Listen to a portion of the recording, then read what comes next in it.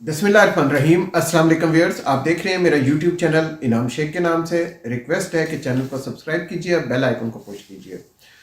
बात करेंगे हुकूमत की कि हुकूमत अपनी तर्ज हुक्मरानी किस तरीके से कर रही है।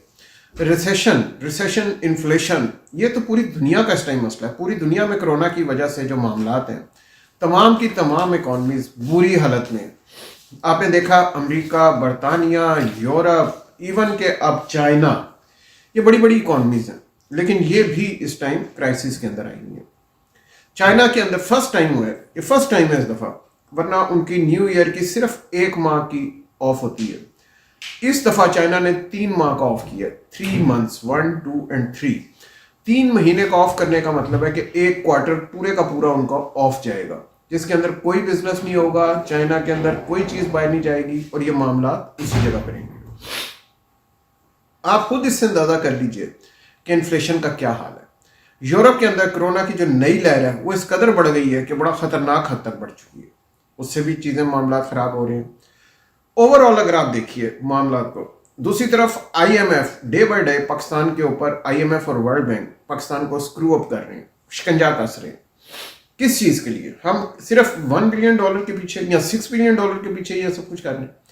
क्या $6 बिलियन उसकी जगह हम जो अभी तक $200 बिलियन या $400 बिलियन का लॉस कर बैठे हैं, अपनी करेंसी का बेड़ा गर्क कर चुके हैं। करेंसी को डिवैल्यू कर करके हमने अपना करेंसी का खराब कर लिया। क्या ये वो चीज़ है जिसकी वाकई वर्थ है, वाकई ज़रूरत है कि हमें वो $6 बिलियन मिल जाते हैं? अभी तक पता नहीं हमें $1 बिलियन मिला है या $2 बिलियन मिले, उसके अलावा क्या मिला।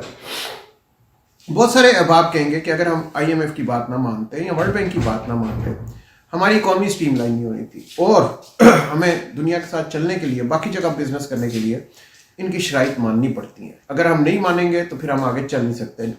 लेकिन शराइत मानने में आप अपनी तरफ से निगोशिएटिंग टीम ऐसी रखें जिसको अवाम की पल्स के ऊपर जिसका हाथ हो, जिसको पता हो कि गरीब आदमी को जिस टाइम पे उसका ₹2 रोटी बढ़ेगी या ₹5 रोटी बढ़ेगी तो उसका क्या हाल होगा।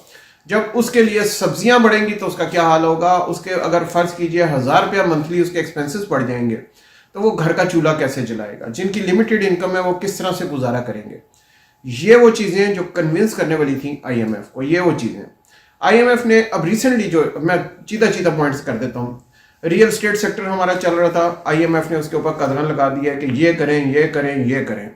ब्लैक मार्केट उनको इंडिया में नजर नहीं आती, ब्लैक मार्केट उनको दुबई में नजर नहीं आती, ब्लैक मार्केट उनको कतर में नजर नहीं आती, ब्लैक मार्केट उनको इंग्लैंड में नजर नहीं आती। इंग्लैंड में तो कोई फैक्ट्रियां नहीं है। बाहर से पैसा आता है, बाहर के ममालिक से पैसा आता है जो इंग्लैंड में रह रहे हैं और फिर उसी के ऊपर इकॉनमी चल रही है। उधर उनको नजर नहीं आती, ब्राजील में नजर नहीं आती, अफगानिस्तान में नजर नहीं आती, you name it and I will continue. तो उन जगहों पे तो आईएमएफ और वर्ल्ड बैंक बड़े पुरसुकून है। अब आ जाते हैं कि जी पाकिस्तान की इकॉनमी ऑडिटेड होनी चाहिए। अच्छा ठीक है, बहुत अच्छी बात है। क्या इंडिया की इकॉनमी ऑडिटेड है? क्या चाइना की इकॉनमी ऑडिटेड है? चाइना के अंदर जिस टाइम पे पाकिस्तानी ताजर जाते हैं, ज्यादातर चाइनीज ये चाहते हैं कि उनको टीटी लगवा दी जाए या उनको पैसे किसी और चैनल के थ्रू भेज दिए जाए ताकि उनको पैसे मिल जाए और उसके बाद फिर वो प्रोडक्शन आगे करके आपको चीजें भेज देते हैं। क्या ब्राजील में ऑडिटेड इकॉनमी है? बहुत सारे ऐसे ममालिक हैं जिधर ऑडिटेड इकॉनमी इतनी ह्यूज पॉपुलेशन के साथ रखना जाहिर है काफ़ी मुश्किल हो जाता है। ऑडिटेड इकॉनमी का मतलब ये है कि आप हर चीज़ के ऊपर चेक एंड बैलेंस रख रहे हैं। ऑडिटेड इकॉनमी उस वक्त होनी चाहिए, आईएमएफ को भी ये पता है, उस वक्त होनी चाहिए जब आप लोगों को फैसिलिटीज दें। सरकारी अस्पताल में इलाज फ्री हो, अच्छी टॉप ऑफ क्वालिटी का इलाज फ्री हो, बच्चों की एजुकेशन फ्री हो, बेहतरीन कॉलेजेस, यूनिवर्सिटीज, स्कूल हो जिसके अंदर एमपी एमएनए के बच्चे पढ़ते हो और वो तालीम फ्री हो। फिर तो आप ऑडिटेड इकॉनमी करें, लोगों को उसका इंसेंटिव दें।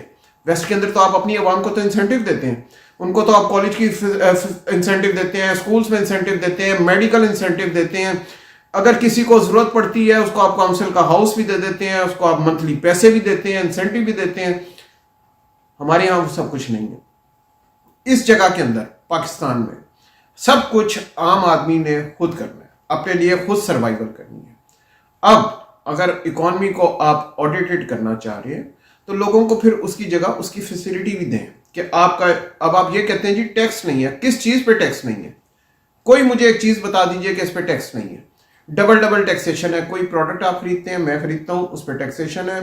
इनकम आपकी होती है उस पर टैक्सेशन है। तो ये आउट ऑफ क्वेश्चन है ये कहना कि टैक्सेशन नहीं है। ये कहा जाता है जी कि बड़ी बड़ी जितनी मार्केट्स हैं कराची के अंदर, लाहौर में और इस्लामाबाद में, इनके ताजरान टैक्स नहीं देते। तो आप उन ताजरान का सेगमेंट स्क्वीज अप करें, आप उनसे टैक्स लीजिए, उनकी सेल को चेक कीजिए।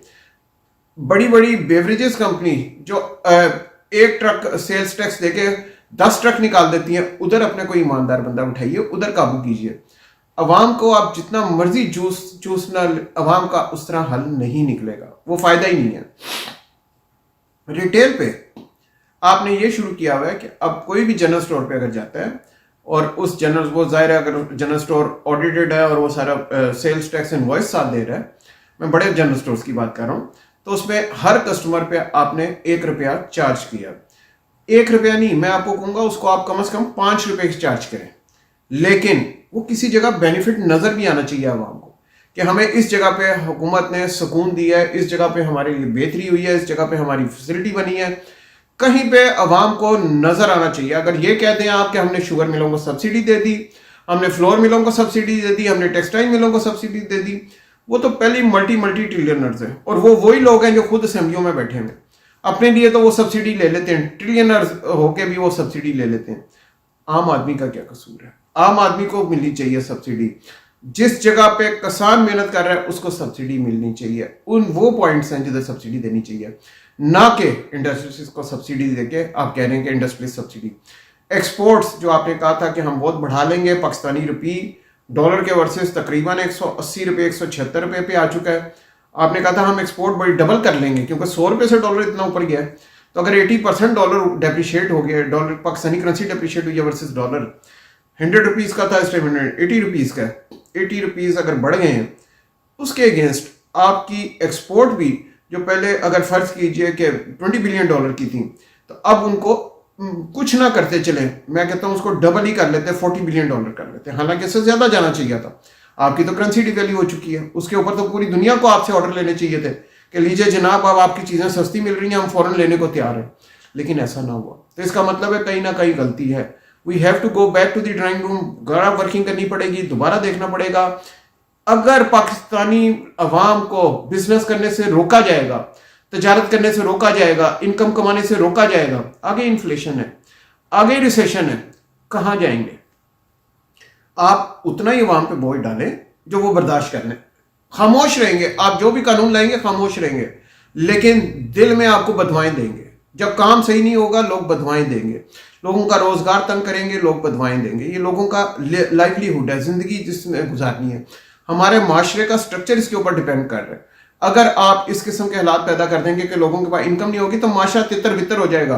वो जो हमारा कल्चर है जिसमें इज्जत, एहतराम, प्यार और मोहब्बत, जिदगानगी, ये सारी चीजें खत्म हो जाएंगी और फिर लोग अपनी अपनी पड़ जाएंगे कि हमने अपने पैसे कमाने हैं, शाम को हमने अपने घर में खाना है। लेबनान देख लीजिए, इतना तरक्की याफ्ता था, इतना मॉडर्न था, वेस्ट जाता था, सारे लोग जाते थे। लेबनान की करेंसी का क्या हाल हुआ? बेड़ा गर्क हो चुका है। लेबनान में लोग पैसे लेके फिर इन चीजें नहीं मिल रही। लेबनान के अंदर करेंसी गिराने का अगर इतना ही फायदा होता तो लेबनान को बहुत फायदा हो जाना चाहिए था। तो हमें इस चीज के ऊपर सोचना चाहिए।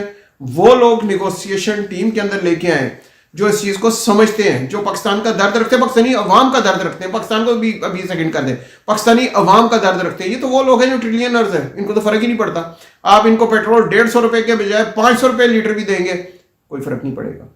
आम आदमी का सोचिए, ये बहुत इंपॉर्टेंट है क्योंकि कारोबार अगर एग्जिस्ट कर रहे हैं तभी मैशत का पहिया चल रहा है। ये कॉमन लोग मैशत का पहिया चलाते हैं, आम आदमी मिडिल क्लास मैशत का पहिया चलाती है। अगर आप ये उनके ऊपर टैक्स लगाते जाएंगे और स्क्वीज अप करते जाएंगे कि ये फॉर्म भरो, ये करो, ये करो, फलाना करो, ये इस जगह पे अपने आप को रजिस्टर कराओ, ये इस जगह पे रजिस्टर कराओ, तो पहले उनसे IMF से पूछें इंग्लैंड में कितनी जगह पे रजिस्टर्ड होता है, अमेरिका में कितनी जगह रजिस्टर्ड होता है, इंडिया में तुम कितनी जगह पे रजिस्टर्ड करवा रहे हो इकोनॉमी को ऑडिटेड करने के लिए।